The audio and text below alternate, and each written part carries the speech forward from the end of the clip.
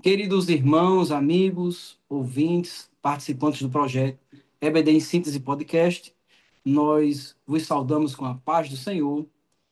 Estamos aqui com a lição de número 11 do dia 16 de março de 2025, que tem como tema: A salvação não é obra humana.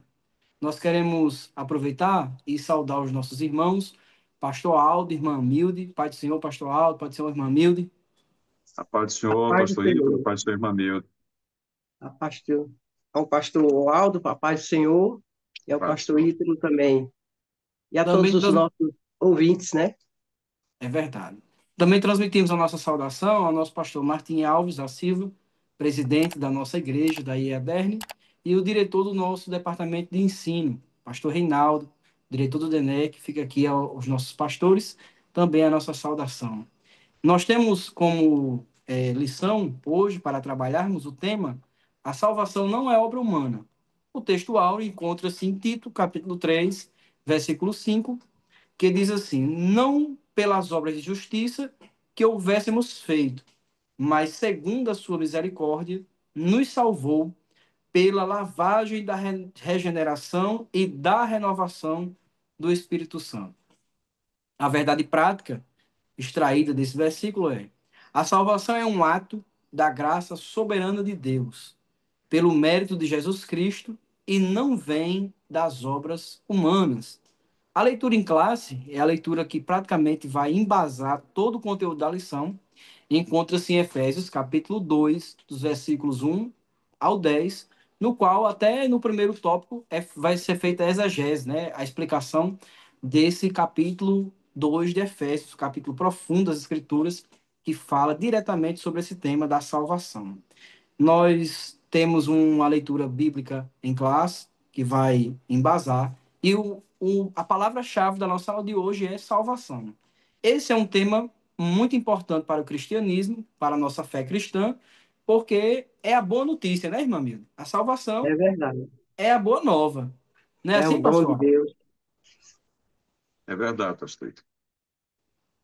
E nós podemos já começar afirmando que, para essa lição, nós vamos ter uma noção do que seja salvação e também vamos ter uma boa base bíblica para podermos defender a nossa fé em Cristo Jesus.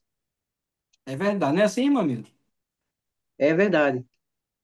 Nós te- teremos a oportunidade de ver o embasamento bíblico da salvação pela graça, que é a fé que nós abraçamos, e em seguida nós vamos estudar um pouco sobre as teologias inadequadas acerca da salvação, né? Para que E os são, irmãos e são muitas, né, tenham, irmã Milda? São é, muitas. são, são Nós muitas. temos aqui alguns destaques da nossa lição, mas nós temos aí muitas teologias que entendem a salvação de maneira equivocada, como o legalismo, universalismo, o semipelagianismo. Nós estudamos numa lição passada um pouco sobre a doutrina de Pelágio, né? E nós temos aí o antinomianismo, que é um tipo de salvação que você aceita Jesus, pastor Aldo, como Salvador, mas não como Senhor. Ou seja, você tem fé em Cristo para a salvação, mas não tem nenhum compromisso com a santificação. Então, várias outras, né? Hoje a gente vai abordar algumas específicas na nossa lição, mas nós temos aí, no primeiro tópico da lição, pastor Aldo, a salvação sobre a graça de Deus. Muito bem, pastor Ítalo. Nós vamos começar abordando esse tema, né? A salvação não é obra humana, tomando como ponto de partida a nossa verdade prática, né? Que diz que a salvação é um ato da graça soberana de Deus, pelo mérito de Jesus Cristo e não das obras humanas. Com isso, o escritor, né, o comentarista, ele quer deixar claro que não há recurso humano que possa salvar o ser humano, né? Ou seja, o homem ele não pode ser salvo com seus próprios recursos, ou seja, eles se esgotariam antes de qualquer, né, tentativa de salvar-se a si mesmo. Também é uma afirmação bíblica de que somente em Deus há salvação. Então, na verdade, o que nós temos são afirmações bíblicas a respeito da salvação, mostrando que Jesus Cristo ele é o único, né? É o único que onde há salvação que pode salvar, né? É o único que pode salvar o homem, salvar o mundo. E que a fé em Jesus, né, como a fé em Jesus, ela é suficiente para a salvação do homem. Né? A fé em Cristo Jesus, ela é suficiente e, e ninguém é salvo pelas obras, e ninguém é salvo a não ser pela graça de Deus, que é o favor imerecido de Deus, pois a graça e a verdade vieram por Jesus. Então, esse texto, né, que foi dito aí, de Efésios, capítulo 2, de 1 a 10, que é a base bíblica para nós discutirmos em classe, já que essa lição como um todo, ela traz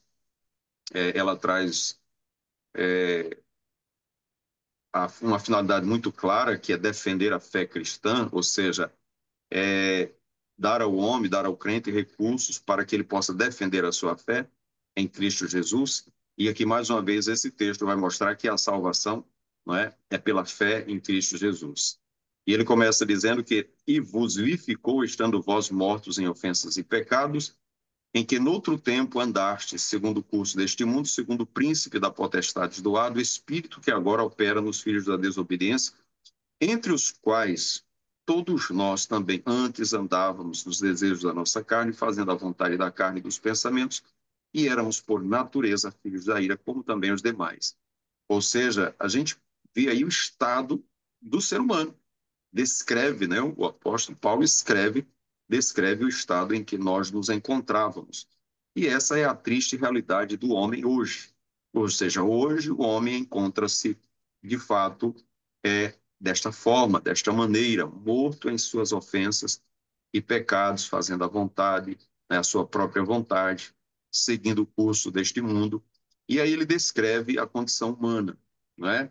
Logo depois, ele vai mostrar aqui no versículo 5, dizendo: estando nós ainda mortos em nossas ofensas, vos vivificou juntamente com Cristo, pela graça sois salvos, não é? Então, ele mostra que, mesmo mortos em nossas ofensas e pecados, que é o estado espiritual em que nós estávamos, né? Sem Cristo, separados de Deus, isso não significa dizer que essa nossa condição de mortos seja uma condição de aniquilados, no sentido de não ter mais nenhum retorno, mas simplesmente de separação de Deus. Né? A ideia de separação. Estávamos separados de Deus. E ele faz isso duas vezes. Aqui no versículo 1 ele diz: e vos ficou estando vós mortos em ofensas e pecados. E no versículo 5 diz: estando vós mortos, estando nós ainda mortos em nossas ofensas. Então ele mostra que a salvação, ela é oriunda de Deus, ela é uma obra de Deus, pois o versículo 4 diz: mas Deus que é riquíssimo em misericórdia, pelo seu muito amor com que nos amou, não é? Ele nos salvou por sua graça. Então a graça, ela passa a ser a parte de Deus na salvação. E a parte do homem é a fé. Por meio da fé, o homem agora alcança a salvação que é oferecida gratuitamente por Deus. E a gente percebe que a graça, né, como foi dito aqui, pela graça sois salvo, ela é repetida no versículo 8, quando diz: porque pela graça sois salvos, por meio da fé, e isso não vem de vós, é dom de Deus. Então, o homem, primeiramente, ele encontra-se num estado de pecado, de separação de Deus, não é? Então, vem a fé, a fé em Deus, ou seja, você crê no Senhor, e é suficiente a crer no Senhor Jesus, porque Paulo diz: crê no Senhor Jesus, será salvo tu e tua casa, não é? Então, o fato de crer em Jesus é suficiente para salvar o homem. Agora, o crer em Jesus, esse ato de crer em Deus, ele é oriundo da graça. A graça de Deus que nos revela o nosso pecado, nos mostra o nosso pecado e nos oferece Jesus como nosso Salvador. Então, a graça de Deus entre ação, a graça de Deus age na nossa vida. Ela vem primeiro, desperta a fé em nosso coração e a gente alcança a salvação. A salvação é o resultado desta graça com a fé. A graça de Deus se há manifestado, diz o apóstolo Paulo a Tito, capítulo 2, versículo 11. A graça de Deus se há manifestado, trazendo salvação a todos os homens. Então, a salvação, ela é obra de Deus, ela vem como fruto da misericórdia de Deus, né, que é riquíssimo em misericórdia. A graça passa a ser um favor imerecido, ou seja, nós não merecemos a graça, mas mesmo assim Deus nos alcançou por sua graça, e a fé em Cristo nos leva à salvação. Então, somente a fé em Cristo, independente das nossas obras, independente, como disse Paulo aos Gálatas, né, de cumprirmos a lei, porque os Gálatas queriam que aqueles que fossem salvos também cumprissem a lei. Então, a salvação, ela é pela graça, é um favor imerecido e não depende do homem, no sentido de qualquer tentativa do homem de procurar a salvação pelos seus próprios recursos, não é? Isso é um esforço inútil, não é? E também não requer um esforço adicional, ou seja, a obra de Cristo e mais alguma coisa. Não, nós só precisamos de termos fé no Senhor Jesus Cristo, nosso Salvador, e esta fé é suficiente para salvar o homem. Então, neste primeiro tópico, nós vamos encontrar a salvação sob a graça de Deus, não é? A Bíblia diz que a lei veio por Moisés, mas a graça e a verdade vieram por Jesus Cristo. E é esta graça que alcança o nosso coração e que devemos firmar a nossa fé na graça de Deus, no favor imerecido do Senhor, sabendo que as nossas obras, elas são fruto da nossa fé e não praticarmos obras para obtermos a salvação. As obras com relação à salvação, elas são sem valor. Por quê? Porque é, ela independe das obras, né? A salvação independe das obras. Agora, quem tem fé no Senhor, diz o apóstolo Tiago, que este tem obras, e é uma forma de nós demonstrarmos a nossa fé através das nossas obras, como, por exemplo, crendo em Jesus, obedecendo a Jesus, vivendo uma vida de santidade, não é?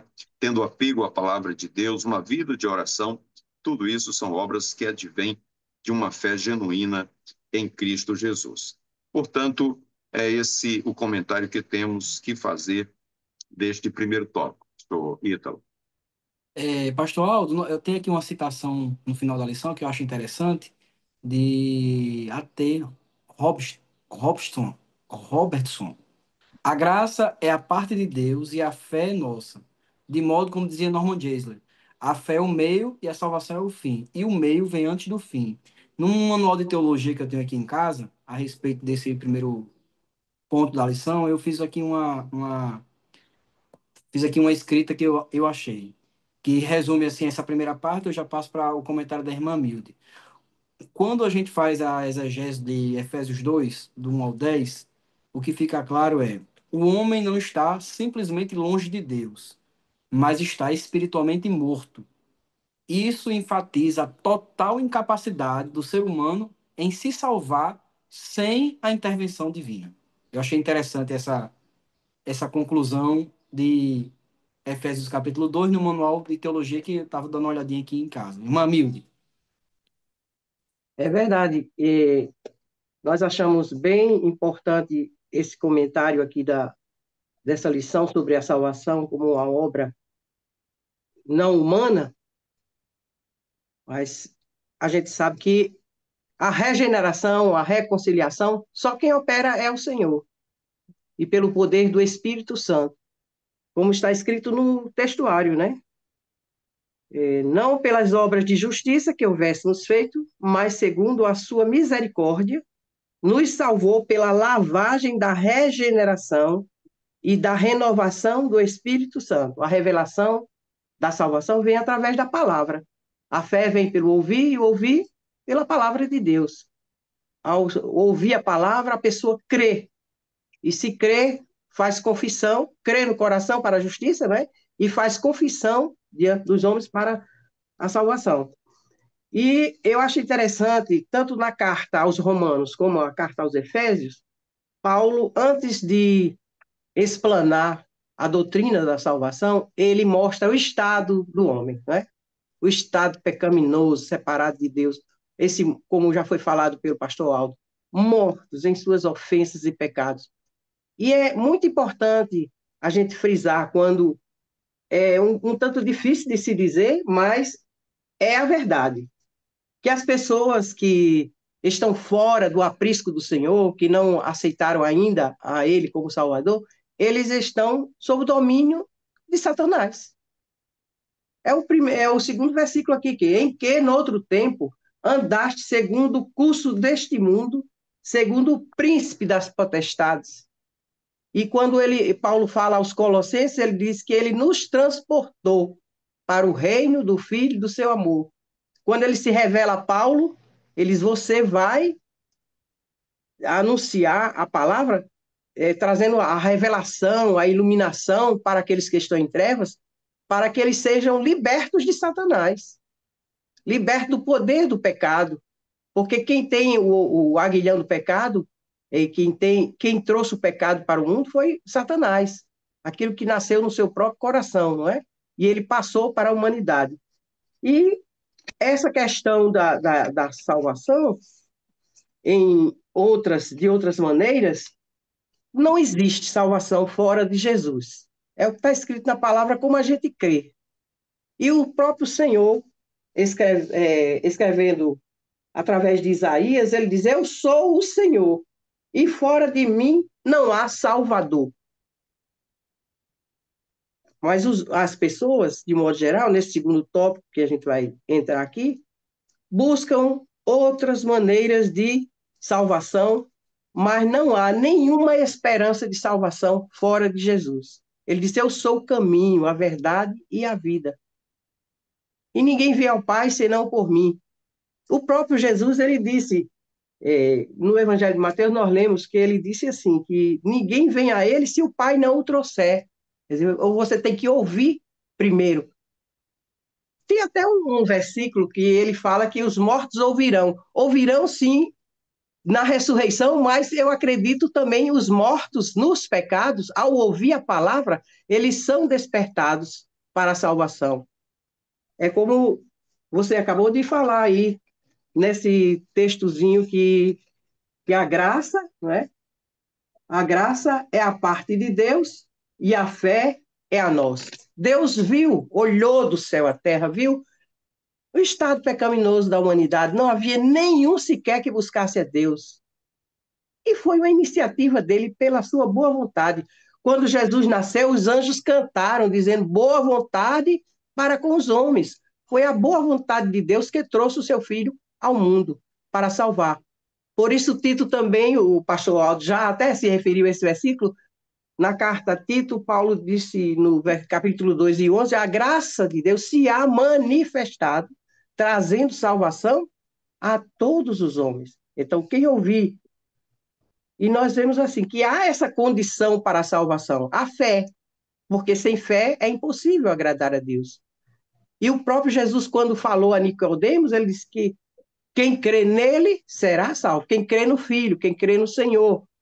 Deus amou o mundo de tal maneira que deu o seu Filho. Ele veio não para que condenasse o mundo, mas para que o mundo fosse salvo por ele. Mas a condição é essa, crer. Tem que crer. E como as pessoas não creem no Senhor, aí ficam buscando outros caminhos que não. E isso é muito antigo, né? A questão, por exemplo, nós estamos vendo nesse segundo tópico aqui, os reencarnacionistas, né?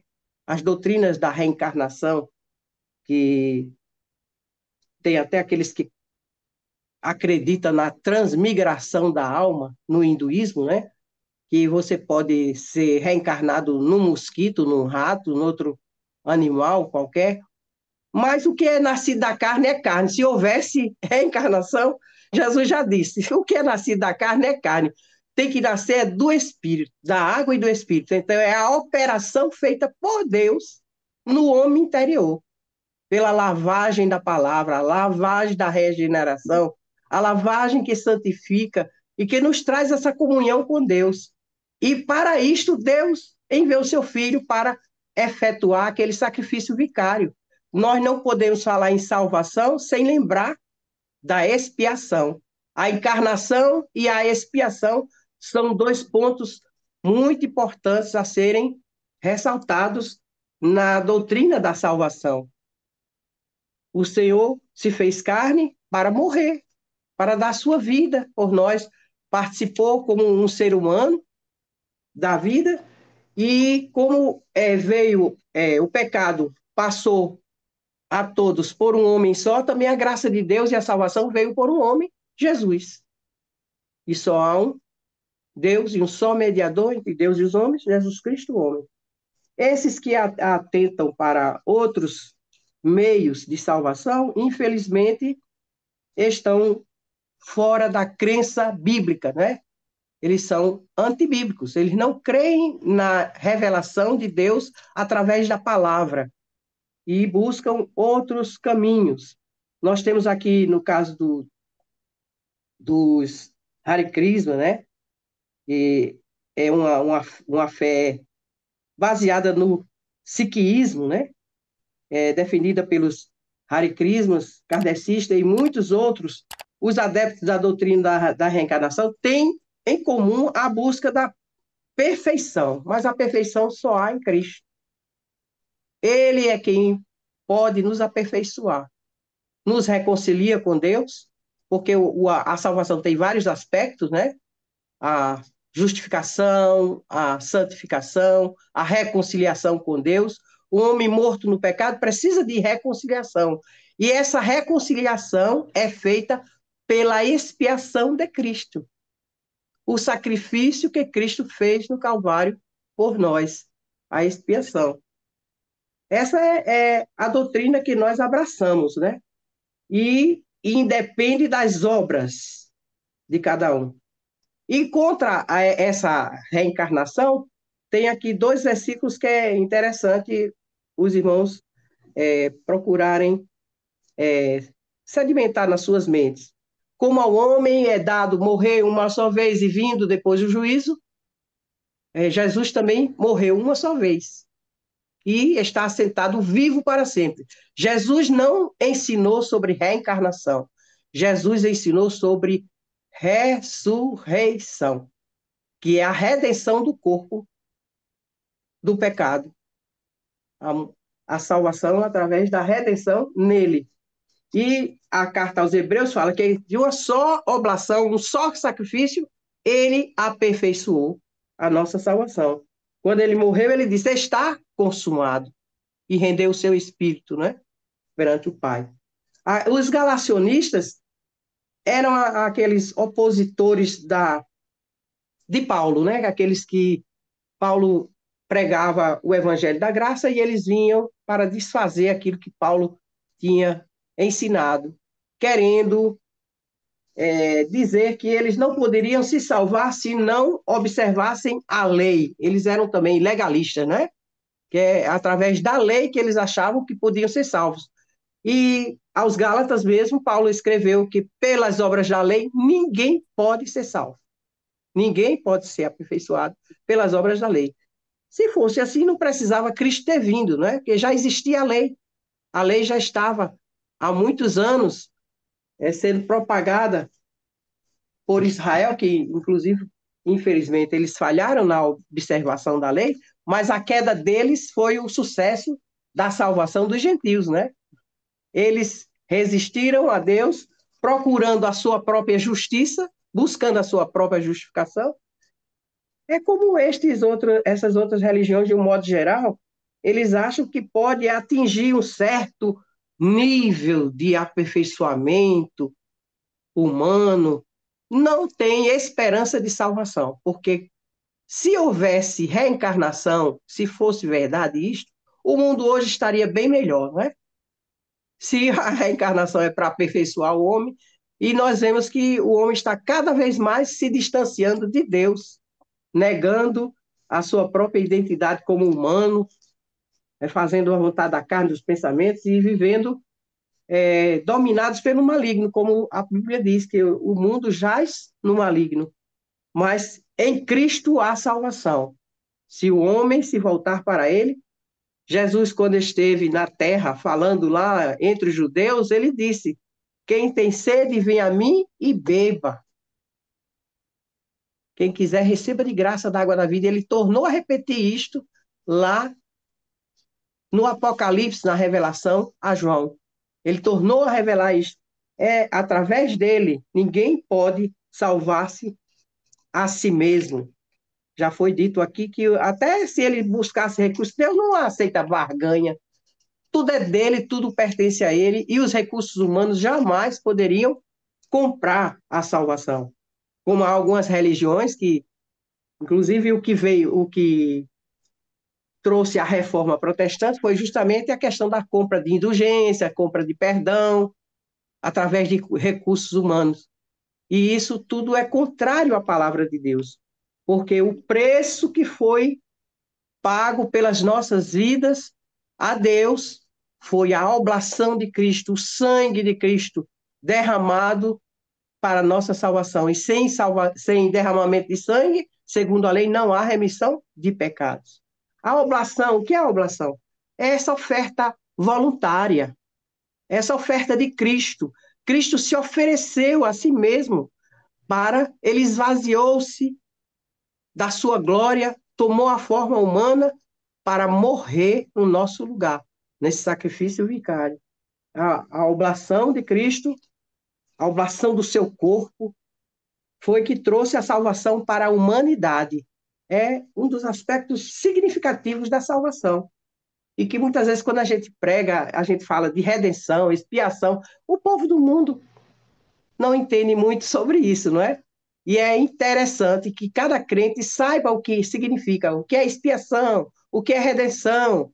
O Senhor nos comprou com o seu precioso sangue para nos deixar livres, como quem compra um escravo. Antes escravo do pecado, ele nos libertou da escravidão do pecado, para servirmos a Deus em liberdade de espírito. Nós temos aqui um grupo também dos gnósticos. Eu até nem findei nem explicando muito bem sobre essa questão dos galacionistas. Os judaizantes queriam impor a prática da lei aos novos crentes. Atos 15:1. Os irmãos podem ler, os nossos irmãos que estão vendo o nosso podcast, podem ler. Quando houve aquele concílio, Paulo, inclusive, se antecipou a esse concílio, ele se viu tão, eu acho que perturbado com os judaizantes, que foi antes lá a Jerusalém para falar sobre isso. No versículo 1 do capítulo 15 diz assim: então alguns que tinham descido da Judéia ensinavam assim os irmãos: se vos não circuncidardes, olha aí, era um mandamento da lei, e inclusive não era nem só da lei, ele é um mandamento que era anterior à lei, que foi um pacto que Deus fez com Abraão e a sua descendência. Então, essa circuncisão na carne, ela diz respeito somente aos judeus, ao povo descendente de Abraão. Então, de modo nenhum, nós podemos, pelas obras da lei, sermos justificados, somente em Cristo. Gálatas 2:16. Pelas obras da lei, nenhuma carne será justificada. Somos justificados pela fé, não é? Romanos 5:1. Justificados, pois, pela fé, temos paz com Deus. Antes mortos, reconciliados, temos paz, porque o que faz separação entre o homem e Deus são os pecados, e Cristo veio para tirar o pecado. Como testemunhou João Batista: eis o Cordeiro de Deus que tira o pecado do mundo. E agora tem os gnósticos, que falam de um certo conhecimento místico, que também já existia no tempo de Paulo, um gnosticismo incipiente que falava sobre esse conhecimento, que Paulo fala até da falsa ciência, não é? Que era propagada entre os gregos e que muitos cristãos estavam sendo iludidos. E quando ele escreve aos Colossenses, ele diz que ninguém seja enredado, quer dizer, preso, sequestrado por essas noções erradas de salvação, através de conhecimento conhecimento meramente humano. E tem uma coisa: não há esperança de salvação desses gnósticos, porque só alguns iluminados poderiam chegar Então, que esperança há para o mundo num tipo de salvação dessa, né? E quando a graça foi trazida ao mundo, foi manifestada trazendo salvação a todos os homens. Então, quem crê em Cristo tem a salvação, tem a vida eterna. Basta crer. Eu acho interessante também lembrar aqui, irmãos, nessa parte da lição, é a questão do monergistas, dos monergistas que acham que a salvação era só uma obra de Deus, da parte de Deus. Mono, único, e essa parte gista vem de uma palavra que em grego significa trabalho, quer dizer que a salvação é apenas um trabalho de Deus. A libertação é um trabalho de Deus, mas tem o sinergismo, quer dizer, a vontade da pessoa, a fé. O Senhor sempre colocou em condições a salvação para o seu povo. Se quiserdes e ouvirdes, não é? Se você quiser, receba de graça da água da vida. E aquele que crê nele, se faz nele uma fonte. Aquele que crê no Senhor, né? Se faz nele uma fonte. O sinergismo é o trabalho conjunto. Eu e Deus. Ele manifesta a sua graça, revela pela sua palavra, traz a iluminação da salvação, mostrando o estado de pecado, e a pessoa se arrepende, né? Tem que se arrepender, ver a sua condição e considerar-se um pecador indigno, e a graça salvadora do Senhor nos atinge através da fé. De graça sois salvos por meio da fé, que é um favor de Deus, que é o dom da graça, né? É o dom de Deus. E a fé ela está no sinergismo, né? A fé, a vontade de crer, a vontade de ser salvo, a vontade de buscar a Deus, de servir a Deus, de andar não mais no curso deste mundo, é que haja essa mudança, e essa mudança realmente só quem opera é Deus, pelo seu Espírito. Mas o homem tem que dar lugar, porque o nosso Senhor, ele não é opressor como o diabo. Ele convence. Está escrito que o Espírito Santo convence o homem do pecado, da justiça e do juízo. Quando você ouve a palavra e vê o seu estado, é iluminado por Deus, então você vê que está numa condição triste, uma condição espiritual que não tem retorno, assim, não tem salvação, e se continuar vai se perder, mas o Senhor é o que salva. Cristo cumpriu a lei por nós. É muito importante isso aqui, né? Ele cumpriu por nós. E quando ele veio ao mundo, ele mesmo disse: Eu não vim abrogar a lei, quer dizer, eu não vim anular a lei, eu vim cumprir a lei. E ele cumpriu tudo. Quando ele morreu, ele diz: Está consumado. Ele fez tudo quanto o Pai havia lhe determinado. Aqui entre os gnósticos tem esse maniqueísmo também, que foi fundado por esse Mani, que fala sobre aquela guerra do bem contra o mal, e que ele coloca Deus e o diabo como equipotentes, e isso nós não acreditamos, nós não admitimos. O Senhor não tem rival na sua altura, de jeito nenhum. E Satanás só faz aquilo que Deus permite que ele faça. E o próprio Jesus disse: o príncipe deste mundo já está julgado. Então não tem mais como você ficar com medo de Satanás, como que ele seja mais poderoso ou igualmente poderoso. Nós vemos pela palavra de Deus que isso não é verdade. O Senhor não. Temos o exemplo de Jó, né, que está escrito aqui na lição, quando o inimigo quis tocar, o Senhor já deu ordem para que ele não tocasse na vida. Ele podia tocar nos bens, na saúde dele, mas a vida pertence ao Senhor. A alma dos homens, o espírito do homem pertence ao Senhor. E o Senhor deu ordens ao inimigo para não tocar na vida de Jó. A salvação é para todas as pessoas que creem. É necessário crer. Deus enviou o seu Filho ao mundo para libertar o homem do pecado e da potestade das trevas. Somente em Cristo é que podemos ter realmente a salvação. A libertação, quem opera realmente é Deus, mas reafirmamos, há também a vontade do homem e a sua fé como resposta ao amor de Deus para com ele. Pronto, essas são as soteriologias inadequadas da antiguidade, mas nós também temos as soteriologias inadequadas de hoje. Aí a nossa lição traz aqui três fontes: o islamismo, as testemunhas de Jeová e o mormonismo. Pastor Aldo.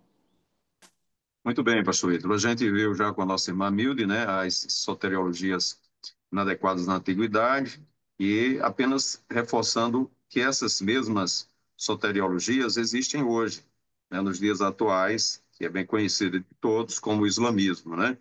E que fala o islamismo, o que ele quer dizer o quê? Ele quer dizer que as boas ações ou as boas obras, né, elas vão ser pesadas, medidas, né?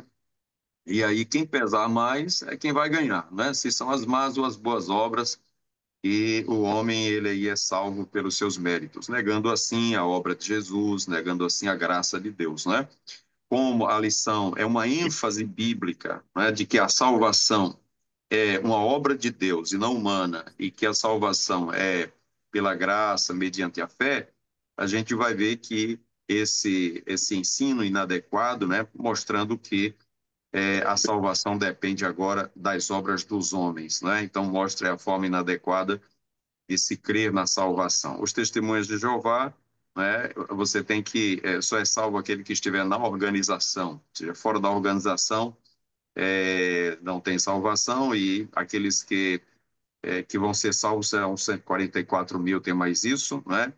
E que os outros não salvos, eles ficarão na terra, eles não herdarão o céu. Então, mostra que essas pessoas, né, elas também não encontram base bíblica para crer dessa forma, né, que a salvação é somente em Jesus e não na organização.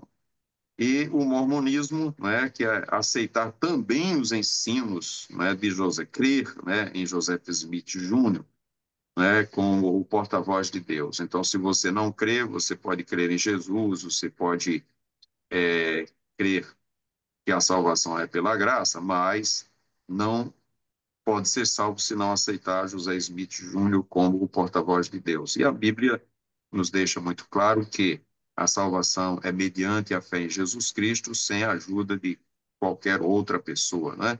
Então, coloca por terra essas soteriologias atuais, né? Ou o ensino inadequado dessas soteriologias.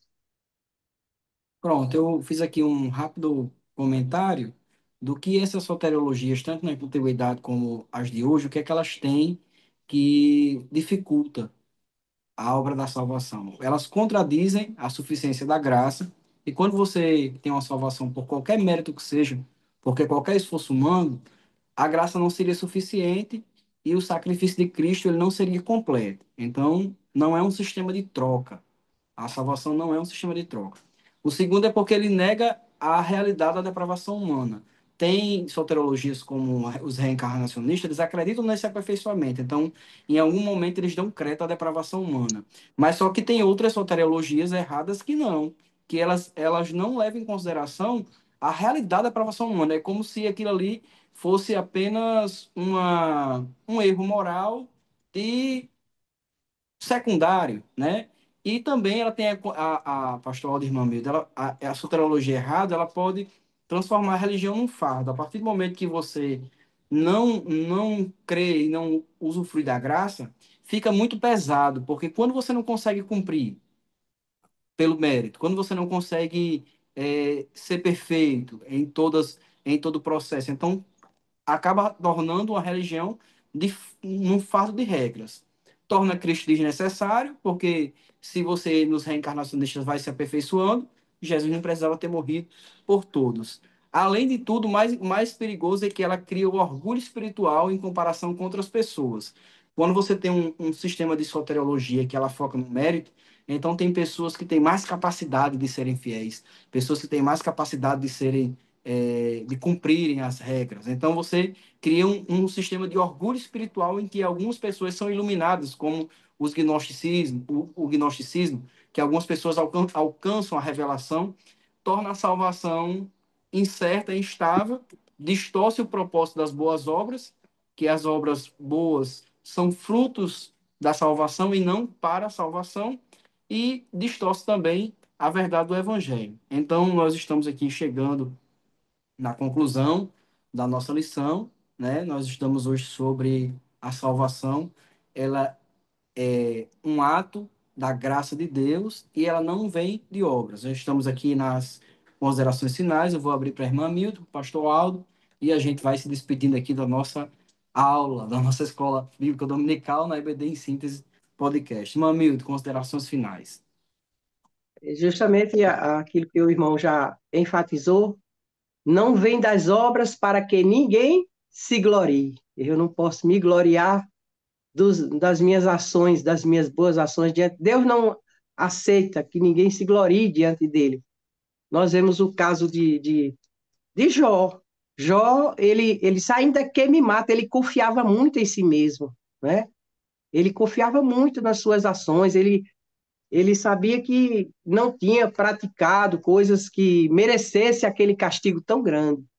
Mas não, isso não agrada ao Senhor o gloriar-se, porque quem se gloriar, a palavra diz, glorie-se no Senhor, porque as nossas obras são feitas em Deus, quando somos iluminados por Ele e reforçados pelo Espírito Santo para praticarmos as boas ações, porque somos feitura sua, criados em Cristo para as boas obras. Uma outra coisa que podemos relembrar também aqui nessa lição é que o Alá não é o nosso Deus, não tem nada a ver com o nosso Deus.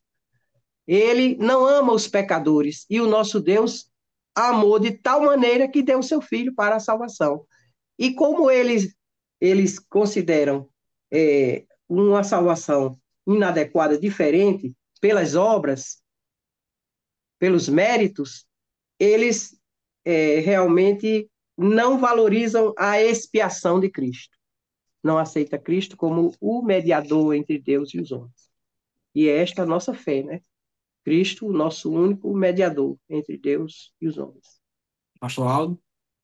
Muito bem, pastor Ítalo, nós queremos apenas agradecer a Deus, né, pela oportunidade que tivemos de estar aqui durante esse trimestre. Essa é a nossa última lição, né, no trimestre, para comentarmos. Entraremos no outro trimestre, se Deus nos permitir, e queremos deixar a nossa gratidão ao pastor, nosso pastor Martim, pela confiança, ao pastor Reinaldo também, pelo convite de poder fazer parte desse grupo, ao nosso irmão Ítalo, pastor Ítalo, pela oportunidade que temos de, né, estarmos juntos para comentarmos a escola bíblica, a lição da escola bíblica, nossa irmã Milde também, e é um aprendizado, né? Sempre estamos aprendendo uns com os outros, e a gente sai enriquecido aqui desse podcast, e desejamos muito que os nossos professores em todas as nossas escolas bíblicas, toda a nossa escola bíblica dominical, estejam aptos para reafirmar, não é? Reafirmar a doutrina bíblica da salvação, não é? Para todos os nossos alunos, e que essa lição venha trazer aquilo que se espera, né? Um fortalecimento na fé, e que cada crente saiba defender a fé quando for questionado, quando for arguído a respeito da sua salvação, que possa, pelas Escrituras, mostrar a sua fé e a sua confiança em Deus, refutando assim todo e qualquer ensino que venha contrariar os ensinos da palavra de Deus. A nossa gratidão a todos, e também que desejamos um final de trimestre muito abençoados com a presença de Deus. Amém. A paz do Senhor a todos e até uma próxima oportunidade, se Deus assim nos permitir. Paz do Senhor. A Pai do paz do Senhor. Senhor.